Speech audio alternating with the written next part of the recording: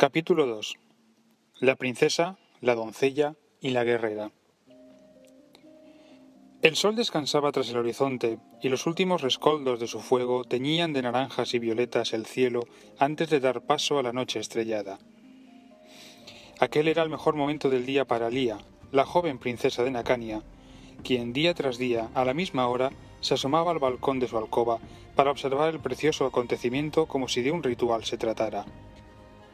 ¡Qué hermoso espectáculo de color!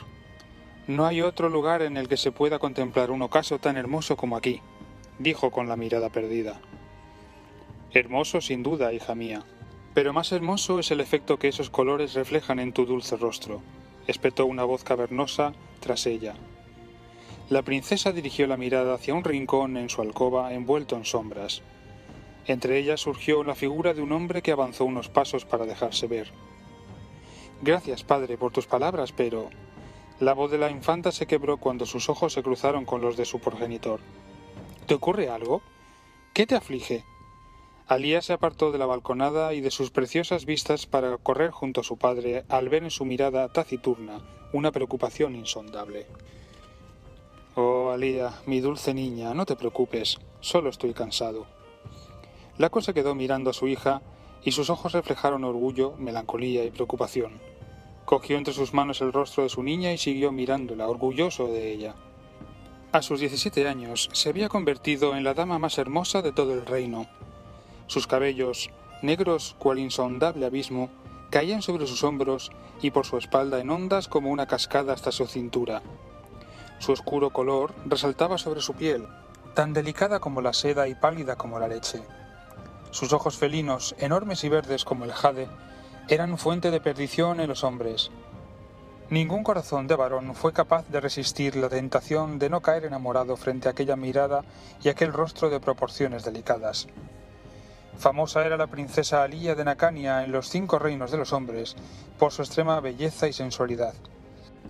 Un sinfín de caballeros y nobles habían visitado casi a diario desde hacía años al rey Laco, bajo cualquier pretexto, solicitando audiencia para ver a su diosa de la belleza si no la conocían, o para pedir su mano cuando ya la habían conocido.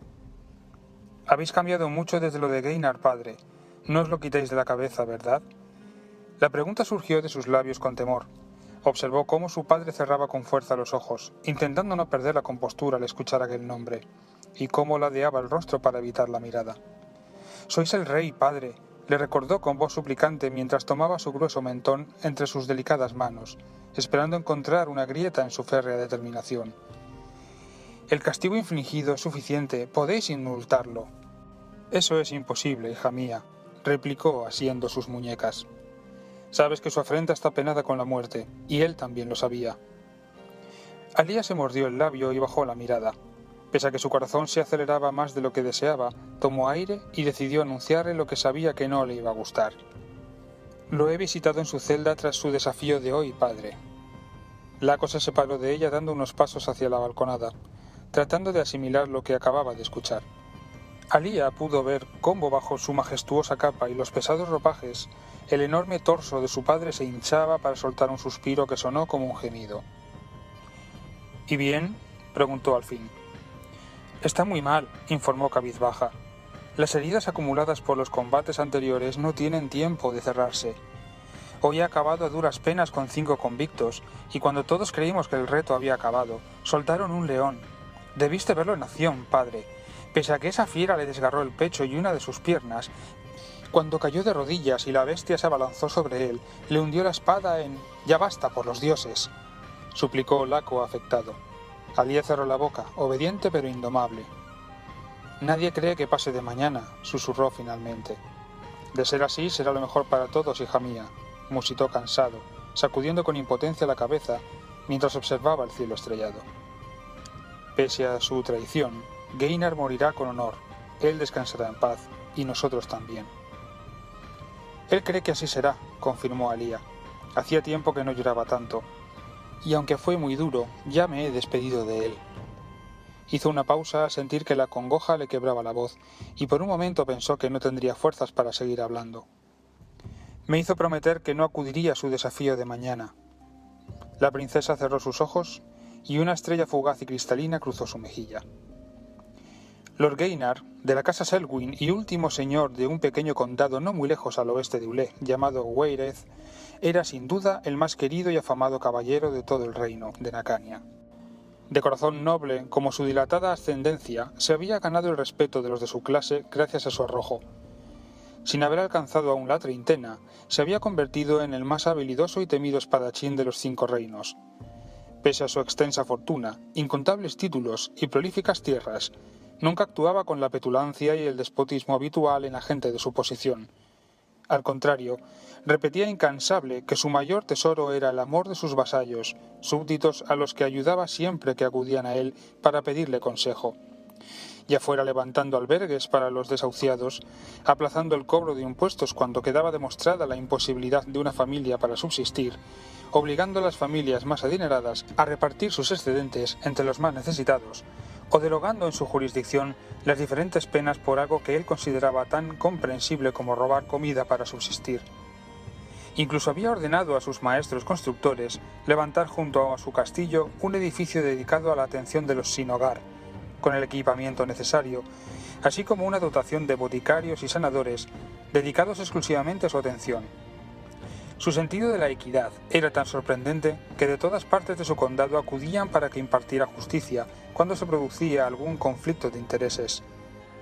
Todos asumían gustosos sus dictados, pues siempre encontraba el modo de que nadie saliera perjudicado. Solo de labios de los justos surgen las sentencias justas, solían decir en el condado de Waireth cuando se referían a los litigios que resolvía su señor.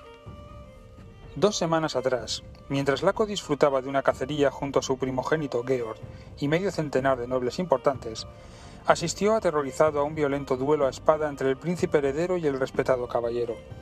Consciente de que nunca debió alzar su acero contra el futuro rey de Nakania, Gainar aceptó su destino al ser detenido, rehusando defenderse en el juicio pese a la contumaz insistencia del monarca en que le diera un solo motivo para no castigarlo. Laco realmente admiraba a aquel muchacho. Pudo ser condenado a la horca o decapitado. Sin embargo, Laco, tan atribulado como un padre que pierde a su hijo, y pese a las súplicas de su pueblo, sentenció a Gainar a morir por desafíos en el Justiciorum, la más honorable muerte para un noble caído en desgracia.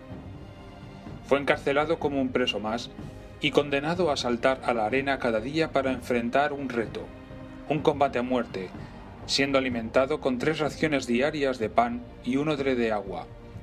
Jornada tras jornada lucharía por su vida con desafíos cada vez más difíciles y su cuerpo cada vez más agotado. Desde entonces llevaba acumuladas 10 jornadas de condena, 10 desafíos superados y, con cada uno, no solo se vaciaba la vida en el cuerpo del valiente Gainar, sino en el corazón de Laco.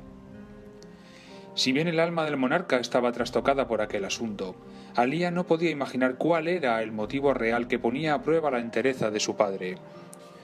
Este decidió callar y dejar que su niña pensase en el pobre lord. Los asuntos del reino son agotadores y estoy deseando retirarme a mis aposentos para dormir. Intenta tú también hacer lo mismo, mi pequeña. Así lo haré, padre, respondió resignada. Al estrechar entre sus brazos a su hija, Laco extremó su cuidado, pues sentía tanta pasión por ella que temió ejercer demasiada fuerza y dañar el delgado cuerpecito de su princesa. Que Sistria te otorgue buenos sueños y que nos permita a todos despertar mañana, respondió ella, mesando los cabellos de su padre. Sin dejar de mirarla un solo instante, Laco se retiró de los aposentos de su hija cerrando la pesada puerta con delicadeza. Allí, plantada en medio de su alcoba, Alia se quedó preocupada por su padre. Le notó cansado y apesadumbrado por Gainar. Sabía que los asuntos del reino eran una carga muy pesada y agotadora, pero ella no conocía a nadie, si excluía a Gainar, más responsable y noble que su padre. Por muy fatigosos que fueren los asuntos de Estado, su padre poseía la habilidad reservada para los nobles y aprendida desde la cuna de no exteriorizar los sentimientos. ¿Qué clase de rey lideraría un ejército de bravos caballeros si contemplaran en sus ojos duda, apatía o fatiga? Lo que percibió en los ojos de su padre, no obstante, desprendía algo más que tristeza o decaimiento. Pudo reconocer el auténtico horror. Intentó abstraerse de aquel pensamiento y sacudió su cabeza, obligándose a no dar más vueltas al asunto. Se acercó a una ventana orientada al este, En el exterior ya no se veía apenas nada salvo el manto estrellado de la noche. Miró abajo, hacia un patio porticado, lleno de árboles setos, vallados con enredaderas y fuentes iluminadas a través de 4 antorchas en las esquinas. Emitió un silbido y una sombra se movió entre los árboles, emergiendo de su escondite para dejarse ver. La figura era alta, delgada e iba encapuchada. Unos destellos delataron una espada en su cinto, y a su espalda asomaba un arco y un carcaj bien provisto. La figura contestó al silbido alzando su brazo izquierdo y volvió a refugiarse entre las sombras. Alía volvió adentro, se quitó el camisón de seda blanca y abrió el arcón que reposaba al pie de su cama para enfundarse unas ropas más pesadas, ajadas y austeras. Se cubrió con una capa desgastada y se ajustó un viejo cinturón de cuero. Envainó una daga y terminó por calzarse unas botas de piel raídas. Observó su reflejo en el precioso espejo empotrado en una de las puertas de su enorme armario y asintió satisfecha. Recogió su larga cabellera en una gruesa cola y se cubrió con la capucha. Unos golpecitos sonaron en la puerta. Alía se giró y entreabrió sin miedo. —¿Estáis lista? —preguntó una joven ataviada como ella. También iba embozada y solo se le veían los ojos del color de la miel. Hoy más que nunca siento el aire rancio y viciado en el palacio. Necesito salir de aquí y distraerme. Vámonos, Nazari. Yunisha está esperando en el patio. Tras salir de su dormitorio y cerrar la puerta, Alía colocó su mano diestra sobre el cerrojo y musitó unas palabras en una lengua desconocida. Una luz tenue apareció en el ojo de la cerradura, y después siguió la oscuridad y el silencio. «Ya está el hechizo de protección», anunció. «Nadie podrá entrar». Las dos jóvenes se deslizaron por los pasillos y salones del palacio, silenciosas como serpientes, evitando a los aburridos guardias y sus predecibles rutas. Por la destreza mostrada en el arte de la evasión, quedaba patente que no era la primera vez que correteaban a escondidas entre las sombras por las entrañas de palacio. Transcurridos unos minutos, se detuvieron frente a una puerta cerrada. Alía extrajo de sus ropajes una pesada llave de hierro, la introdujo en el cerrojo y abrió. Una sala circular las acogió. Las paredes estaban cubiertas de hermosos tapices y retratos de parientes, testigos mudos de otros tiempos. Por doquier se repartían estanterías con rollos y libros. Una pesada mesa redonda de piedra presidía la estancia desde el punto central, con algunos libros abiertos y un amplio despliegue de legajos desparramados, iluminados por la cálida y débil luz de 7 cirios. ¿A dónde vamos hoy? Los corazones de las doncellas saltaron desbocados del susto. «Por los dioses, Yunisha, no aguanto que hagas eso», replicó Alía en un susurro. La voz correspondía a la figura escondida en los jardines y que había seguido otro camino por las estancias de palacio para reunirse con ellas en aquel punto, la sala de lectura del rey. Yunisha era extremadamente alta en comparación con sus dos compañeras.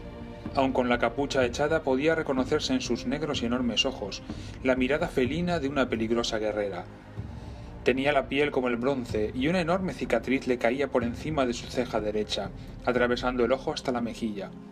Una herida que no malograba la belleza de su exótico rostro, el rostro de una erwiniana, su guardaespaldas. «Está bien, lo siento», se disculpó. «¿Alguna idea, Alteza?» «Pues sí, hoy me apetece ir a El Barril del Gigante». «¿El Barril del Gigante? Pero si está a media hora a caballo hacia el sur, fuera de la ciudad», protestó Yunisha. «Es un antro donde se encuentran gentes cuya compañía no es deseable, como cazafortunas, mercenarios y rateros del 3 al 4, por no hablar de cómo huelen. Suena peligroso», apuntó Nazari en un hilo tembloroso. «También asisten trovadores y cuentacuentos, y allí es donde se cuentan las mejores historias del reino», replicó la infanta. «Vamos, chicas, hoy más que nunca necesito aire». La doncella y la guardaespaldas miraron al suelo sin saber qué contestar. Abandonar el palacio podía ser arriesgado, pero no tanto como afrontar la cólera del rey Laco si se enteraba de lo que noche tras noche hacían en contubernio las tres jóvenes. Alía se acercó a la mesa de piedra y pasó sus dedos por los símbolos, emblemas y runas tallados en la losa. Colocó su mano sobre uno de los signos, lo presionó y lo giró, activando un mecanismo. En una de las estanterías se oyó un chasquido. Nazari y Yunisha se acercaron a la estantería y tiraron de ella para dejar al descubierto un pasadizo secreto del que surgió un olor rancio y húmedo, que comenzaba con una escalera de caracol descendente. «¡Hora de marchar!», urgió Alía animada. Yunisha fue la primera en entrar, pero antes de descender tomó de la mohosa pared un viejo palo chamuscado que parecía haber sido usado en varias ocasiones como antorcha. Blandió el palo hacia Alía que, sin dudar un instante, volvió a pronunciar un encantamiento. Al momento, una llamarada surgió de la oscurecida madera, retirando las sombras para mostrar el camino. La guerrera comenzó el descenso seguida de Nazari y la última en entrar fue Alía. Tras bajar un par de escalones se detuvo y miró la pared de su derecha. Con su mano volvió a presionar un ladrillo con el mismo signo cincelado y miró atrás para comprobar cómo la estantería volvía a su lugar, dejándolas encerradas. Tras un descenso mareante llegaron a un pasillo largo y tan estrecho que tuvieron que ponerse de perfil para seguir avanzando. Tras una caminata interminable, llegaron a un pasillo ciego que las dejaba atrapadas en una angosta tumba, en cuyo techo pendían raíces que acariciaban sus capuchas como dedos fantasmales. Yunisha apagó la antorcha y se quedaron sumidas en la más absoluta oscuridad. Alía pronunció por tercera vez un encantamiento, y ante ellas, roca y tierra se separaron, abriendo una salida. Sus rostros se iluminaron de un pálido azul blanquecino, bañados por la luz de una luna que brillaba con fuerza en un cielo despejado. Habían emergido rodeadas de viejas hayas, fresnos, cedros, abetos y helechos, a través de una grieta en una pared de roca que formaba un pequeño barranco, en mitad de un bosque situado cerca de los muros septentrionales del palacio. Una vez fuera, la grieta por la que habían salido comenzó a cerrarse de nuevo, con un ruido ronco que rompió el silencio del hayedo. «Por aquí, Alteza», solicitó Yunisha. Cerca del lugar donde habían aparecido encontraron 3 corceles atados a un árbol. Yunisha se había encargado de prepararlos como cada noche, listos para comenzar la correría nocturna. Montaron y cabalgaron siempre en dirección sur, hacia la afamada taberna llamada El Barril del Gigante.